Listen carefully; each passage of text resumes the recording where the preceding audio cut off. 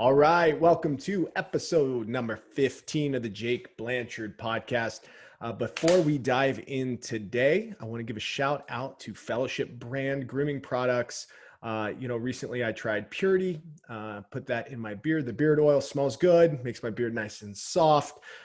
Quickly has become my favorite part of my morning routine. So follow them on Instagram at Fellowship Brand or hit them up at fellowshipbrand.com. Step up your beard game. Hey, my next guest is Steve Eckert. Steve is a United States Marine. He's an entrepreneur. He's a high performance coach. And more importantly, he's a husband and a father to two kids. He currently runs an online fitness business, is an instructor for the men's personal development program, The Project, to which I am a proud graduate of. He's the co-owner of LTD, the Leadership and Team Development Training, and is a one-on-one peak performance and accountability coach, where he mentors business owners, professionals, and leaders on how to operate to dominate. He runs his businesses, his family, and his life with a role model mindset, living up to his motto of no excuses. Steve Eckert. Steve, it's awesome to see you again, my friend. Honored to have you on the podcast.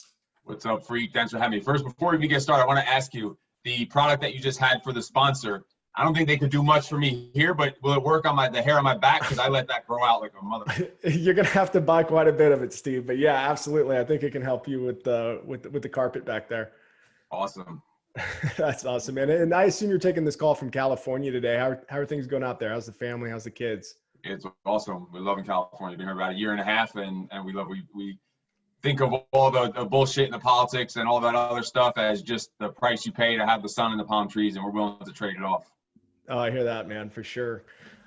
So, hey, let's just dive right into the interview. You know, I wanted you to come onto the podcast. I think that you're one of the most inspirational people that I've ever had the pleasure of encountering. I love the way that you attack life and how you pour into other people with intensity. And so I just maybe want to start before we dive into the fitness and the business, leadership, mindset stuff, maybe a little bit about your backstory. So like, where are you from? What was it like when you were growing up, and how'd you find yourself in the United States Marine Corps? Well, all that is pretty much the same answer. So originally from New York, and really literally lived in New York my entire life until I just moved here to California about a year and a half ago. And that's lived in my house. The first time I ever was on an airplane was going to boot camp in Parris Island, South Carolina. I never was outside of New York, New Jersey area my entire life, and that's up to 19 years old. And the Marine Corps came about. Well, I come from a family history of military, but I think a lot of them went in for different reasons. Mine was literally a judge telling me, all right, you're doing 1 to 3 years upstate in prison, or you could do 4 years in the Marine Corps. And they wouldn't give the option of the Army, the Navy, or the Air Force. Obviously, I respect all the armed forces, and we talk a lot of shit about each other just for fun, but the judge would only let me go in the Marine Corps because it was a 4-year minimum requirement, as the others had only a 2-year minimum, and he didn't feel that was going to be enough, I guess, to flip the switch on me, I guess, if you could say. And people tell me, they're like, Steve, the Marine Corps made you fucking crazy. And I say, no, you have it backwards. The Marine Corps taught me how to control my crazy, because before that was fucking crazy. Now it's totally calm now.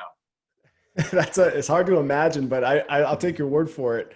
So how long were you in the Marine Corps, like active duty in the Marines?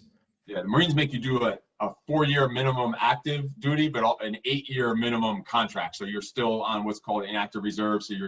So they can be called back in if they need to at any time, which I never needed to. But yeah, 4 years active duty and then an 8-year contract total. Okay. And so that experience then, is that where you really started to kind of like sharpen your focus, and like, did you learn the skills that you cascaded into the rest of your life, or was it like a catalyst and then you just have been bolting things on? Like, what was that experience for you? They have it down. The Marine Corps has it down to fine tune your skills. They find out where you're good, what you're good at, and they're going to mold you to be the warrior and the freaking leader.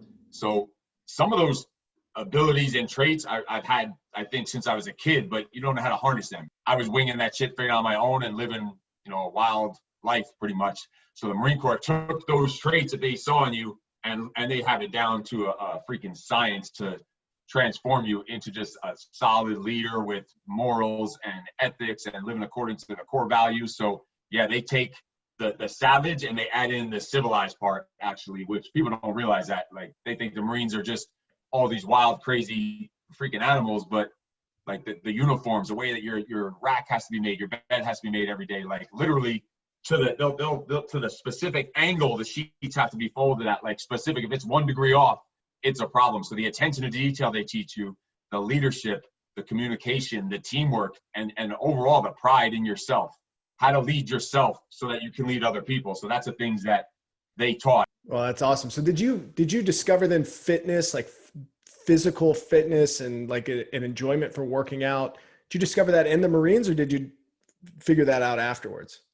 That was actually years of, ever since I was a kid, right? All little kids were boys. We want to grow up and have the muscles and be big. We see Arnold Schwarzenegger. I watched The Incredible Hulk. It was my favorite Marvel superhero, whatever. Superhero was The Incredible Hulk. He had no real superpowers. His only superpower was you piss him off and he just wrecks shit. I love The Incredible Hulk.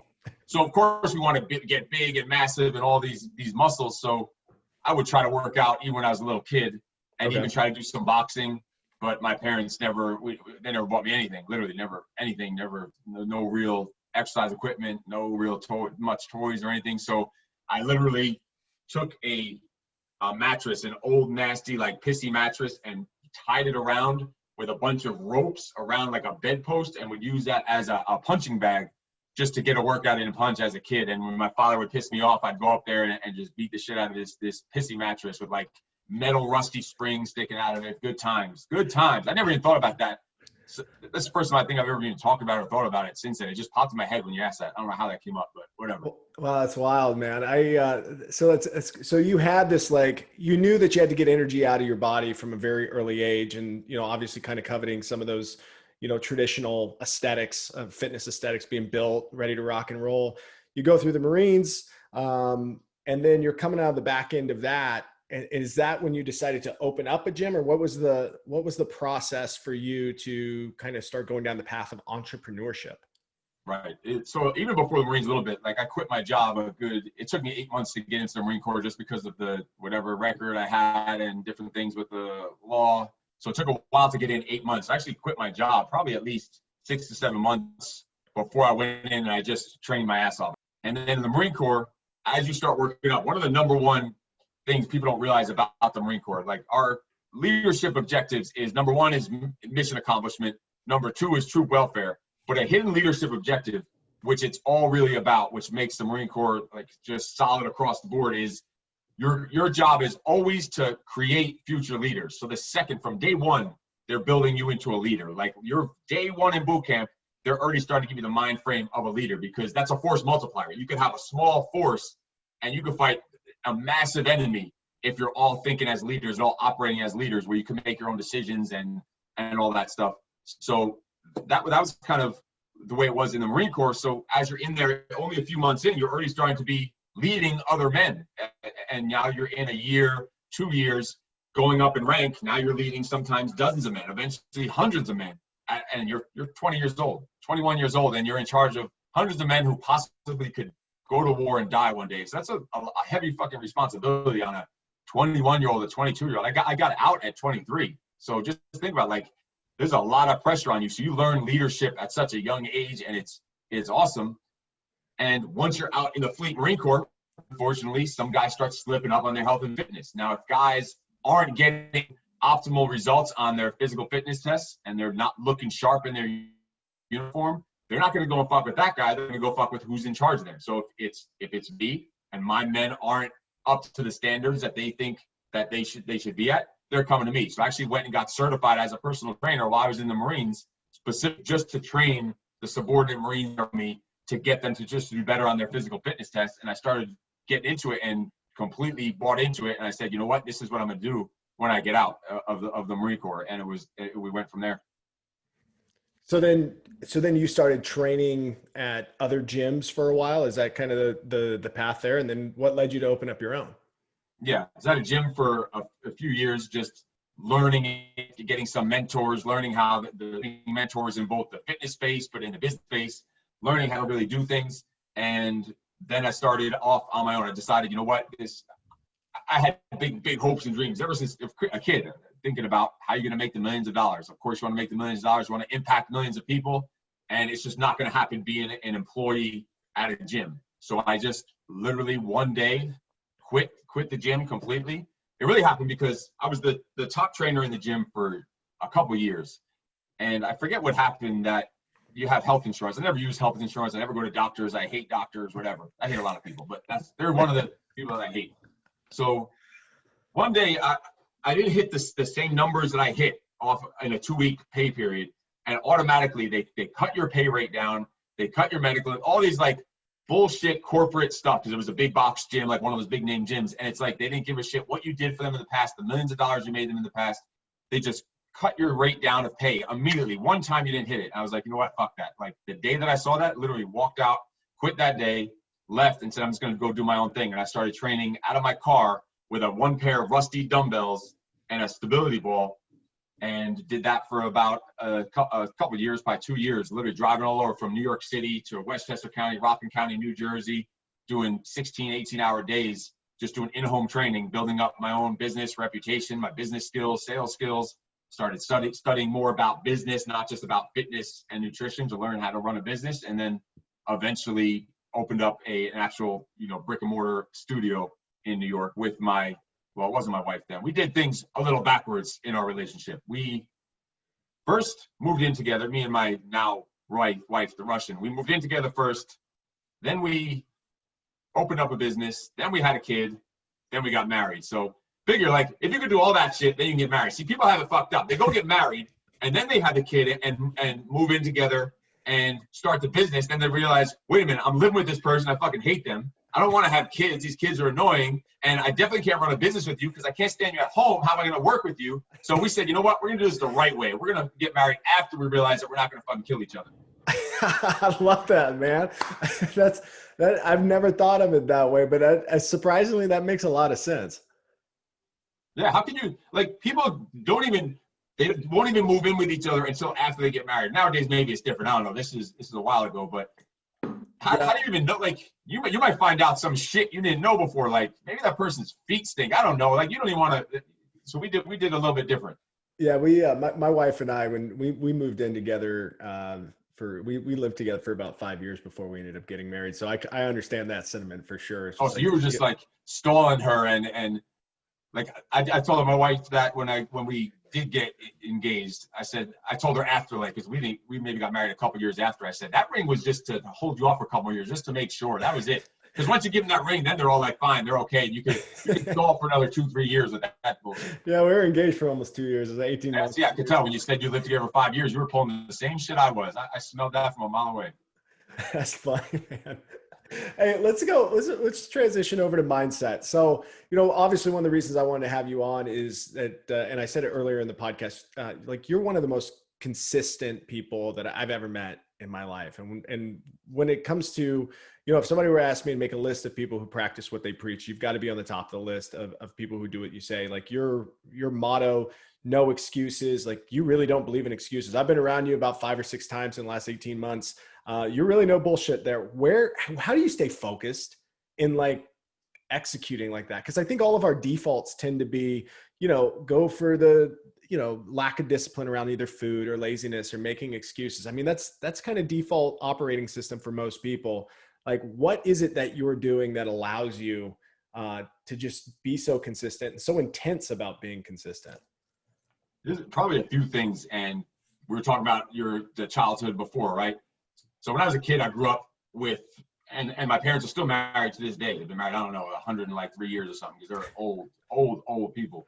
So I moved out of the house when I was 19 years old and lived with my parents the entire time, both parents. And in those 19 years, I mean, everything that I have, all my discipline now, so the answer to the question is, all the discipline I have and the intensity I have and the focus and the confidence I have, 100% I got from my father, because my parents weren't divorced. I lived with my father all the way up until I was 19. So every single little detail of my existence, I got from my father. So I thank him for that. And I appreciate him for that, because in those 19 years, every single day of those 19 years, I would look at my father and say, I want to be nothing like that motherfucker. So I'm going to live my life and I'm going to study everything he does. I'm going to do everything the exact opposite.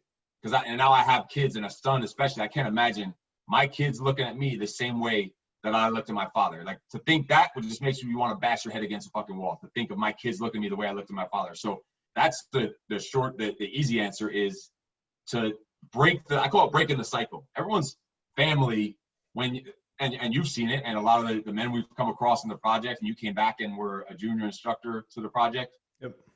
You have fucked up childhoods. Like, it's crazy how many people had fucked up childhoods, and it affects you as adults. It sticks with you until you make the decision that you're going to be the one that breaks the cycle. Otherwise, I would just be a drunk, degenerate, gambler, abusive person like my father, and I would do it to my kids, and they would do it to their kids. Eventually, someone has to break the fucking cycle. And I couldn't figure out I still don't have a full answer of what makes someone break that cycle. Like, a mother's a crackhead, kid's a crackhead, their kid's a crackhead. When eventually, what makes someone be the one to break the cycle? The only thing I can come up with is something in your DNA that you got from that asshole, that in the stubbornness of them, but you have that same stubbornness DNA, but just not going towards the positive side, not the negative side. Somehow it's a stubbornness. Like, I'm not going to be like you. Everyone else uses their mother being a crackhead as an excuse to be a crackhead. There's a story, like an example or whatever. There's a guy who's a millionaire, all this money, successful, and they go to him and say, "Oh my God, how did you become a millionaire?" And he says, "Well, my father was a drunk, abusive, would beat me, I never spent any time with me, and that's how I became a millionaire." And they ask someone who's homeless, "How'd you become a millionaire? Why are you homeless?" "Well, my father was drunk, abusive, never talked to me, never spent time with me." So it's all there. One of them had that stubbornness DNA to do something about it, and the other one used that as an excuse to be the same. You can use, like right now, the lockdowns and all this bullshit. People, you either can use this time as an excuse to be a freaking loser, to get fatter, to make less money, go get unemployment, or you can use as an excuse to build your skill set. Read more, study more, learn a new skill that's going to get you to the next level. Because the skills that got you to this level probably not going to get you to the next level. So, like, all this quarantine and lockdown, I'm in fucking heaven. First of all, I hate people and everything, so I'm like, shit, this is my world. Like, keep us locked down forever. Literally, I'm not even joking. When they started saying we're getting close to the area where we're going to start opening stuff back up again, I'm like, of course I don't want people to die and all that stuff from viruses, but I'm like hoping that the number stays like at the right level to keep us on lockdown. Get nervous that we're going to be free back, open up again, because I'm in heaven. Like, now you have more time with your kids. You have more time to work out. You have more time to read and focus and study and learn and figure out new ways to make money. Like, I'm in fucking heaven locked down in quarantine. And you walk down the street and it's fucked up because my whole life I would avoid people, right? It's literally, if I was getting in an elevator, even as an adult, and someone else came to stand away for the elevator, I would actually walk away to pretend I had to do a message because I didn't even want to be in the elevator. That's how much I would avoid people. So I finally, after years of coaching and mentoring and guidance of me hiring coaches and telling me to stop being fucked up, that I'm holding myself back in life, I finally started to turn the corner to think about, all right, I need to start cultivating relationships with people. The second I got this close to like actually approaching people and saying hello to a stranger, they locked the whole fucking world down. Like, God's playing some sick joke on me. I'm finally breaking out of the shell, and now we're locked down. Now people are doing the shit to me. It's like fucking payback. It's like God playing a sick joke on me. You're right, man. But there's so much truth in that. I just wish people who maybe don't know you from the outside there listen. There is a lot more truth to that than you think, for sure.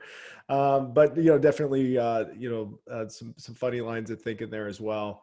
But you're out making impact in people's lives, Steve. I know that you talk a little bit about being antisocial and some things like that, but you really do care about people being their best selves. I mean, you've built several businesses around that. Maybe let's pivot a little bit. The first thing I want to talk about is Steve Says, which is one of my favorite web series online. I definitely listen to them. I love your Instagram lives too. When you get out and you're just dropping knowledge, and you'll do it sometimes for like up to an hour. Like sometimes you just kind of go. And maybe talk about the inspiration for Steve Says and who you're trying to reach and why you put that series out. Yeah, and it goes back to everything that we're really talking about. Like, and back to that role model mindset. Like, every step I take again is to make my son want to be like me, and make my daughter want to one day marry a man like me, although that's if I allow her to marry one. I'm not going to allow her to go on a date. That's besides the point. If I was ever allowed her to marry, which I'm not going to, she would want to marry a man like me, but that's not going to happen, so we need to talk about that. So we can just talk about on the son side. Who your son wants to become and the type of person that your daughter one day would want to marry. So every little step is in that direction, even if you're not with them. Like when I'm even traveling and away, that's still the same mindset, because I'm not a big foo-foo, like tree-hugging, fucking hippie kind of person, but I believe in that if I'm doing something, even if no one's watching, the universe is going to send that signal out to the world and to my kids, and it's going to affect them, even if it's subconsciously. I just am a believer in that that's how the universe works. And it's not a religious thing. I just think that, I don't know if you want to call it karma, karmic debt, whatever you want to call it, but I believe that's how it's going to happen. So it's every move that I make, I want to think about, am I being the person that my kids would want to be like? And in order to do that, my kids, my son asked me, what is the project about? I was actually two classes ago was on his birthday. So I wasn't home for his birthday. And I spend more time with my kids than, and especially for running so many different businesses and my hands in so many different areas, I spend more time with my kids than anyone I know. I've worked at home from my house now for 5 years. So I spend a ton of time with them. So it wasn't a huge deal missing his birthday. But he asked me, why do you need to go do the project on my birthday? He wasn't upset about it. He was just asking. I said, well, you know how we have a great relationship and we hang out all the time. And I said, I asked him, why do you shave your head? He's like, because I want to be just like you. He literally shaves his head like me. He's a little 9-year-old, walks around with a bald ass head because he wants to be like me. So I tell him, there's some men out there that maybe right now, at the point they're in their life, their kids don't want to be like them. And he knows my whole story, my father. Everything I'm telling you, my son knows about, the way what my childhood was and my father. And he says, kind of like how your dad was with you. And I say, exactly. So he has no problem me going there to make an impact, to help other men and people and humans to be the person that their kids want to be like. Because I've had people, and again, I don't know if it's stubbornness or maybe some mentors I've had that have helped me to become that man that my son wants to be. So it's almost I owe it back to the universe for all the fucked up shit I've done in my life that I'm still paying back for. And I feel like I have to keep doing this stuff. And even certain things, if I'm not going to get paid for, I don't care. It's things that I have to do to make this rock keep spinning the way that it should be and making it better than we left it. Like we say in the project, you know, leave everyone better than we found them. We even leave the freaking earth better than you found them in a short amount of time that we're here. So it's almost like my job. I'm not to have kind of teach and try to help other people to get to that place where their kids do want to be like them. So I feel like it's like almost an obligation. Well, Steve, let's dive into the project then. And, you know, this is obviously how you and I got an opportunity to our lives to overlap, intersect here. You are an instructor of the Modern Day Night Project. I was in class 001, the first group who went through that training. I'd love to hear a little bit about, you know, how you became an instructor in the project. And then maybe for folks who don't know, maybe a brief description of kind of what the project is and your perspective on it. Yeah, sure. Awesome. So, well, first, that's how we met, was on the project. And you know what the project like, it's like a resort, it's like a vacation. You're sitting there, we drink beers every 45 minutes, you get foot rubs every 15 minutes, and there's after hours when the sun goes down, there's hookers and prostitutes that are available. It's just a good old time for men having a good old time together. So, but yeah, seriously though, the project, it's like when the group of men that came together that we were deciding to do this, Bedros, who's one of the, obviously we both know, was telling me about the project. He told me about it, and the first one that you were part of, it was like we were figuring that out as we were going. Really, in the beginning, we had no website for that. There was no marketing, no real email, nothing. It was just a few emails that went out, and we filled that up with whatever amount of you that were there for the first class. I said, I'm in.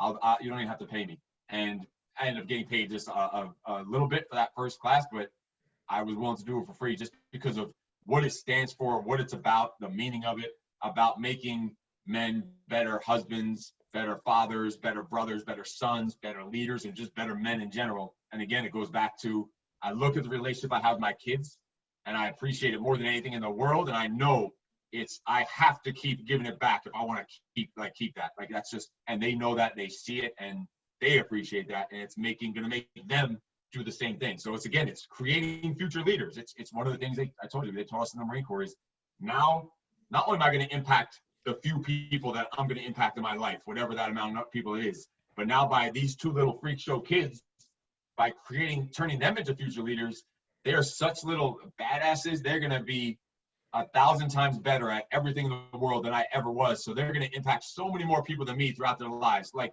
I'm talking like hundreds of thousands of more people than me, 1 billion times more people than me.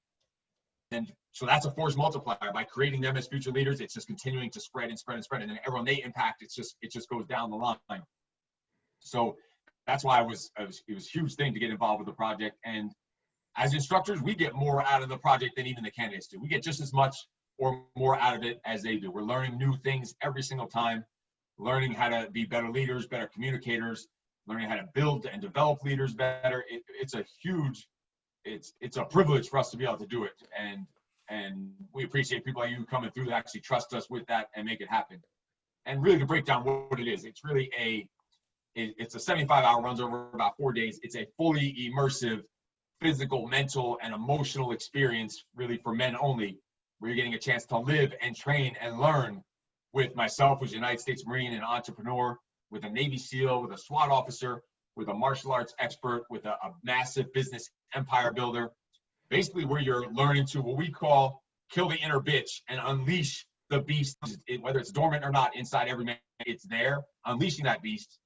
So you can level up in your family, your fitness, your finances, and your faith. And faith, we're not necessarily talking about religion, we're talking about your faith in yourself, self-confidence, your belief in your ability to level up and reach your goals in the other 3 F-bombs, the family, the fitness, and the finances. And once you can kind of start mastering or at least leveling up in those 4 F-bombs, it leads to the secret hidden 5th F-bomb, which most humans, and men especially, are lacking in their lives, and that's the fulfillment. Because you can't have fulfillment until you're locked in on all those other 4. All the money in the world, right? But if you're a shithead dad and your fucking hates you, you're not going to be fulfilled life overall, just because you're making a lot of money. Or if you spend a lot of time with your kids and you're a great parent, that's all great. Of course you want to be that. But if you're fucking broke and can't give them the experiences that you want them to have in life and have the generational wealth and financial freedom you want, you're not going to have the fulfillment overall. So requiring all 4 of those locked in, laser beam focused to lead to that fulfillment. And that's why we call it modern day knights. Civilized, savage servants is really what it's all about, to really sum up what it is. And really the ultimate thing of what you're becoming is part of this lifelong brotherhood. Like now for, I don't know, over a year and a half now, just from you joining the project. It's not like a mud run or a Spartan race or even like just a Navy SEAL kind of boot camp where you get a fucking high five and a t-shirt and you're on your way. This is like a lifelong brotherhood, relationship building, connections and networking. And it's absolutely, even from the instructor side, from the graduate side, it's absolutely freaking powerful and priceless when it comes down to it.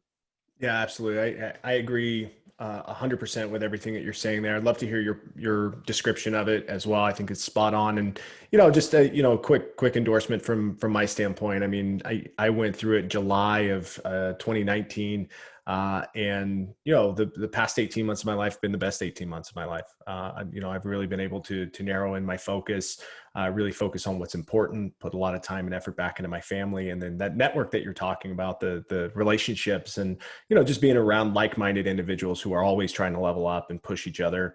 It's been awesome. And I've had Brian Baker, I've had Andy Foe on the podcast as well. I mean, guys who are just doing cool, interesting things and looking forward to more of that to come. So you guys just got done with class 006. I think you graduated 12, right? Yeah, 12 out of the 19 made it. Out of the 19 who started. And then you're taking, I saw online, you guys have, you're filling up spots in the class. You're like half full or more in the next 3 classes or something like that. Yeah, February, we're going to be doing February next, then April, June, August. Literally, we already have people already registered in August, which is crazy. It's so far out, but that's just the way it is.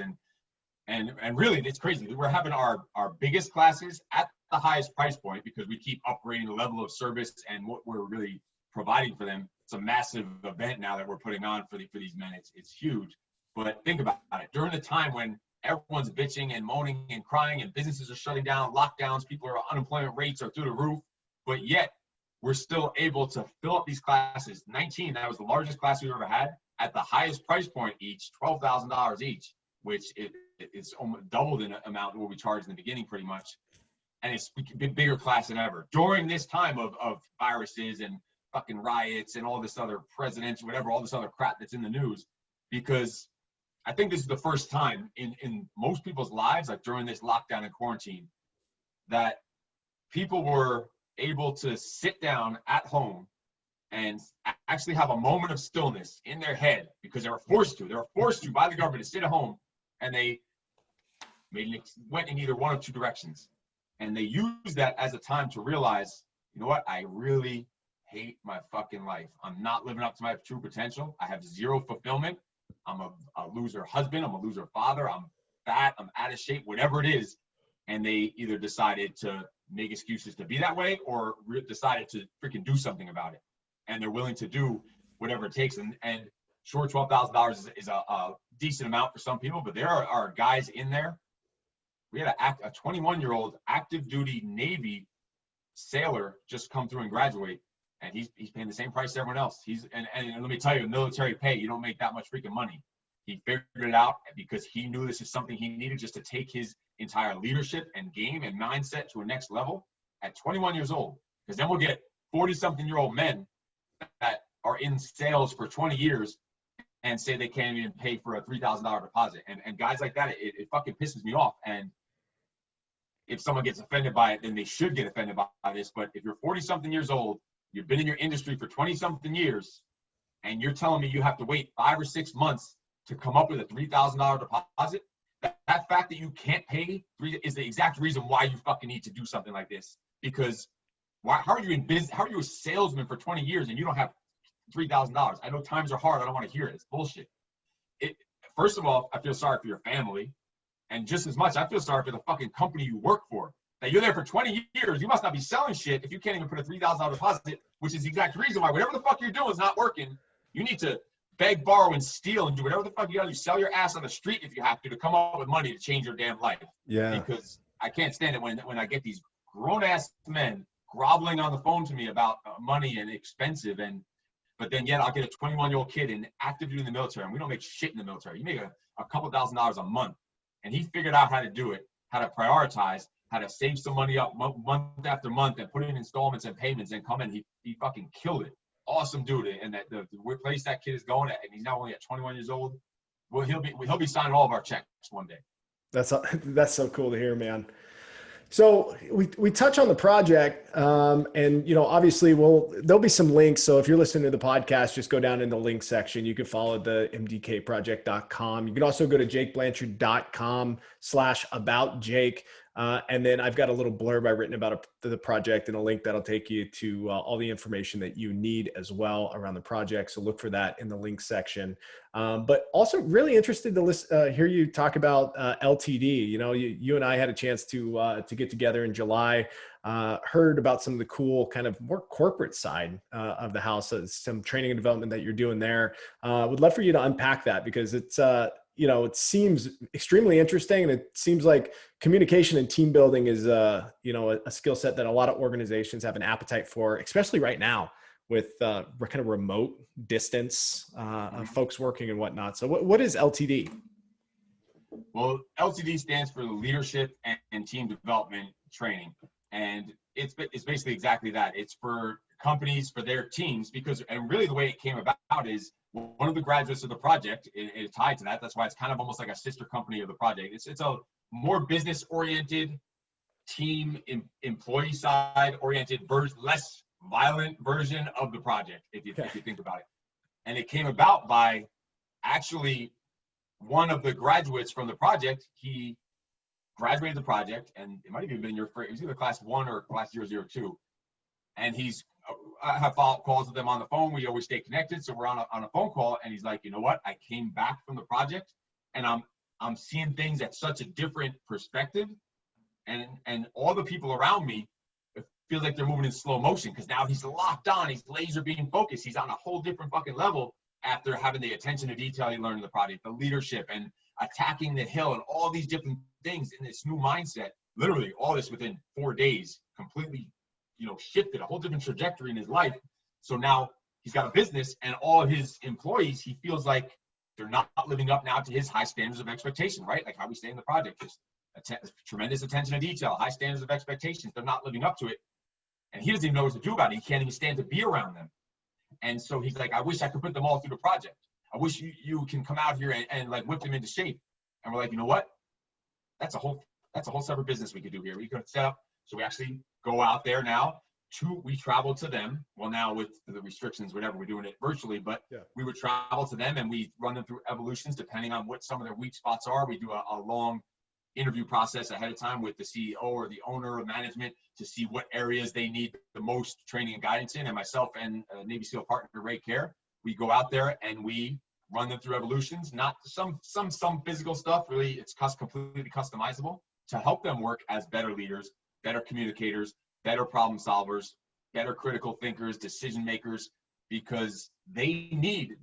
There was a study done that something like 60-something% of businesses, or even higher, that failed, it was due to because the CEO, the leader, will get all this personal development, learn how to be a better leader, how to work harder, better productivity, efficiency, but their team doesn't stay up to that same level. So there's too huge of a gap. So what we do with the LTD is we close that gap. So now the team is closer to the level of thinking like treating this business like it's my own, and giving more output and giving a shit a little more, and developing future leaders. And it becomes a force multiplier so they can compete. Now smaller companies can compete with larger companies.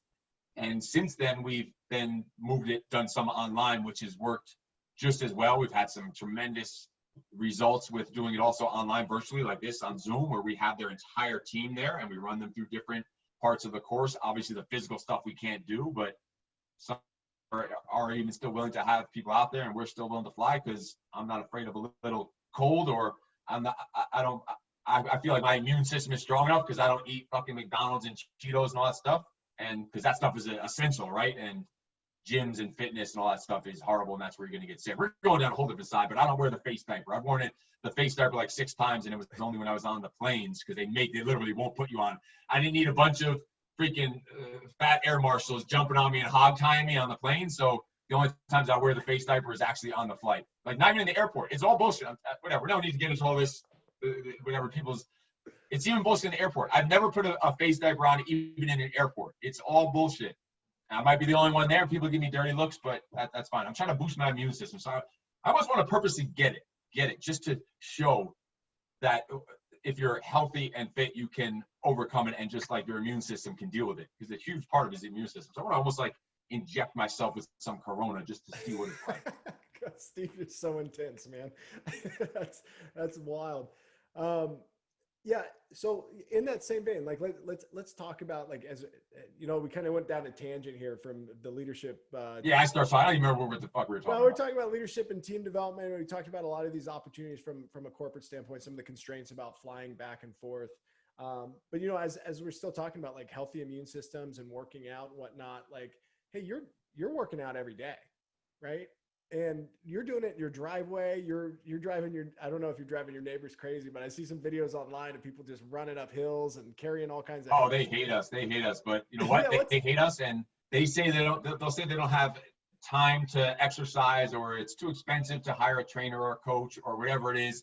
But then you'll see them with people, whatever, doing their gardeners doing shit for like 8 hours in the day, and they have all the people doing the landscape, and they're standing out there with them, directing those people around for like 3-4 hours, and watching the people pave their driveways and investing in their houses, but then they're 30, 40, 50, 60, 100 pounds overweight. So I don't mind people like that talking shit about me. I'm used to it by now. Like, get in line. You want to talk shit about me, and you want to, whatever, get in line. It's a long ass fucking line. Just wait your turn and get to the back of the line. So yeah, we do all kinds of crazy stuff. We have a perfect hill right outside here. We push sleds up the hill. We do farmers walks up there, bear crawls up the hill, all kinds of crazy stuff. We have a blast, and we do it as a family. It gets us healthy. It teaches our kids about being healthy and taking care of yourself and having pride in yourself. It teaches them about not giving a shit what other people think about you. It teaches them how to it's a bonding with us because we train together all the time, like during the quarantine especially, and even before that we were working out together at home even before the quarantine. But so many benefits to it, like it's so many lessons we get, and just time together. We, talking during that, connecting during that time, like that training session. We'll be out there for 2, 3, 4 hours sometimes doing stuff and causing a ruckus in the neighborhood, but we don't give a damn. And you mentioned your family working out as well. That's something that I am really trying to instill in my home life as well. It's something that I'm not going to lie, I don't think I've stolen it from you, but that no excuses mindset. The first time that I met your son Tyson was at the project, and I saw in that little man like a lot of fire. I mean, that kid brings it. He's intense. He's very cool. He's calm. And like you look at that, and it's obvious that he looks up to you, but it's also obvious that he's willing to just do whatever it takes. Like, and so he's out there working out with you, and your daughter, excuse me, I forget her name again. But she's Ivanka, out there, or Midge. He calls her Midge, but Ivanka, yeah. Midge, Ivanka, and you're out there with the Russian as well. You guys are just busting your ass out in the driveway. Whoever wants to come over and work out, like, let's work out. I'd love to unpack a little bit more about your parenting style, your just kind of fatherhood, maybe some things that you see in the world right now that people would benefit from hearing. Because I've adopted some of the ways that you interacted with your family in my life, and it's only benefited me. It's only made me, I think, a better father of just not just pushing my kids to do stuff. That's what I used to do. I used to be like, oh yeah, do this thing, like try this thing, as opposed to like, let's do this together and let's do it so that it's hard and that you see me struggle too, and you see me overcome too. Like, and we've been doing that. We've been hiking. We run, like my son's outside, we're doing push-ups. Like, we're pushing each other as a family. It's been incredible. Like, maybe share a little bit more about that. I'd love to hear about it. It goes back to what we've already kind of mentioned, but the role model mindset. But kids will listen to what you do more than they'll listen to what you say. We don't wear our shoes in the house, right? So one time I had these like kind of higher top basketball shoes where you actually lace them around. They're higher up on your ankle, so they're tied on tight. I forget what we were going to do. We're going to do some workout or something. We're driving somewhere, and I get in the car and I'm like, oh shit, I left something upstairs. I run in the house. I start running up the stairs because we're late to where we're going or whatever. We're on a schedule. My daughter, who at the time, she maybe was 4 years old, she's like, Daddy, your shoes. I'm like, but I'm just going upstairs. I just got to grab this thing. We got to get in the car. She's like, there's shoes. So I had to sit on the damn middle of the stairs, untie both of these shoes, end up being late to going just to take my shoes off. So I didn't run the stairs, because if I'm telling them they can't run up there with their shoes, but I can make an exception for myself, they're gonna go in the whole different direction. So now, shit, ever since that day, and I this is on my life, that even if I'm home alone, and it's happened like those little kids freaking cursed me, it's happened like 30 times since then, where you're in the car ready to leave and you remember you left something in the house, right? And you gotta run in to go get it, and it's upstairs. And even though I'm the only one home when this happens dozens of times, I'll take off my fucking shoes and go up the stairs, then put my shoes back on, because again, I know that it has to be, you have to believe in it. It has to be part of who you are, part of your existence, part of in your soul, if you want it to leave a stamp on your kids. You can't just, they'll know if you don't believe in it. They'll know if you're not practicing it. They'll just know it if it's not happening. So that's a way, no matter what, is leading by action, leading by the role model the stamp you want to put on them. And it seems to work, and doing as much as I can with them. Don't just tell them to go work out. I'm out there freaking suffering and dying. And then they choose, shit, my son on the hottest day of the year decides, let's go on a 60-mile bike ride. The next hottest day of the year, he says, let's do the longest run we've ever done. And he did like 5.5 miles with like 114 degrees outside, because just for the challenge. Like, that's what's drilling into his head, just from him seeing me willing to take off my shoes to go up the stairs and not think that it's okay for me and not okay for them, And he's like 8 or 9 years old. How old is he? Yeah, 9 years old now. God, what a savage. 60-mile bike ride. Let's go. 100-something degrees. Let's go. We're doing a 130-mile bike ride with a bunch of the project guys in January. Yeah, that I'm looking forward to that for sure. And on top of that, all those other guys, they're a bunch of pussies. They get those bikes with like those tires that are like the size of a fucking toothpick, that you barely touch the pedal and it like just zooms off for you. I'm like, you might as well just ride your fucking car. We just jump, and they get their feet like with those ice skates that like clip into the pedals, where you don't have to do anything. It like basically pedals for you, and the bike does like 95% of the work. We just wear our regular clothes. We hop on a bike with a hard seat, and we just got to go and do it. That's all. You guys are going to get there a little later than they are, I'm sure. I'm fine with that. I'm fine with that. Totally Hell fine. yeah, man. Hey, well, as we're starting to wrap up here, I mean, we've done about 45 minutes, close to an hour. I just, what do you have coming up? Like and then certainly shout out social media and some other things where people can find the stuff that you and your businesses are doing. Like, let's hear about that for a minute. Sure. The things we're working on really is what we talk about, the project. Also, what I do a lot of also is one-on-one private peak accountability coaching, because men need that. Men need, especially during this crazy ass time, they need that discipline. They need someone, especially, and I could coach someone, and I have clients who make shit tons of money more than me. They're making tens of millions of dollars a year, but I can still coach them. Think about it. Michael Jordan still has a basketball coach. Mike Tyson still had a boxing coach.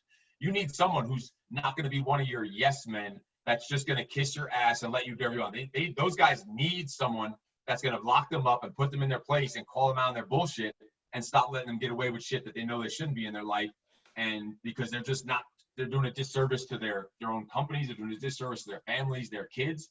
So they need someone like me to come in and not take any of their bullshit and put them in their place. And it helps them, and it ends up helping them make even more money. It helps them build their relationships, helps them be a better parent to their kids when it's on that one-on-one, like it's literally daily and weekly accountability where they have to answer to someone. Because eventually you get to a certain point in your career, right? You're the top dog.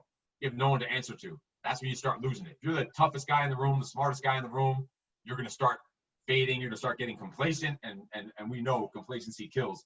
So everyone needs a coach, no matter who you are. So between the project and that, it all comes down to coaching. And the online fitness business, it's just a coach. It's just every one of those is just different aspects of coaching that we do over here.